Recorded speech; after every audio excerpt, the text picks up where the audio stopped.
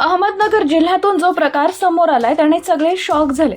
एका दाम्पत्यास बाळ झालं, पण त्यानंतर जे उघड झालं त्याने बाळाच्या वडिलांचा आजोबांवरही गुन्हा दाखल झाला।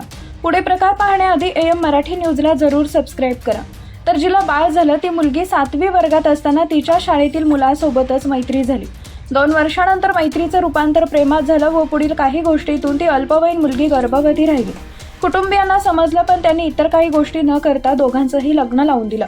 परंतु ज्यावेळी त्या मुलीची पुणे येथे प्रसूती झाली त्यावेळी ती मुलगी अल्पवयीन असल्याचं लक्षात आलं। त्यामुळे डॉक्टरांनी लगेच पोलिसांना कळवलं। पोलिसांनी तिथे चौकशी केली। त्यानंतर पालकांवर बालविवाहाचा व त्या मुलावर अत्याचाराचा गुन्हा दाखल करण्यात आला। खरं तर पीडित मुलगी ही संगमनेर येथील एका आश्रमशाळेत शिकत होती। 5वीत असताना तिची ओळख शाळेतीलच विद्यार्थ्यांसोबत झाली। दोघांमध्ये सुरुवातीला मैत्री झाली आणि त्यानंतर त्याचे रूपांतर प्रेमात झाले।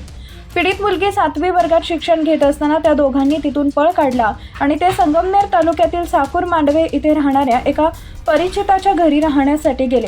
1.5 ते 2 महिने ते एका ठिकाणी राहत होते। या ठिकाणीच दोघांमध्ये शारीरिक संबंध निर्माण झाले आणि ती गर्भवती राहिली। मुलीला दिवस गेले असल्याची माहिती समजल्याने दोघांचाही पुणे जिल्ह्यातील आंबेगाव इथे साध्या पद्धतीने विवाह लावून देण्यात आला। पण डॉक्टरांच्या निदर्शनास हे सगळं आल्याने ही घटना समोर आली।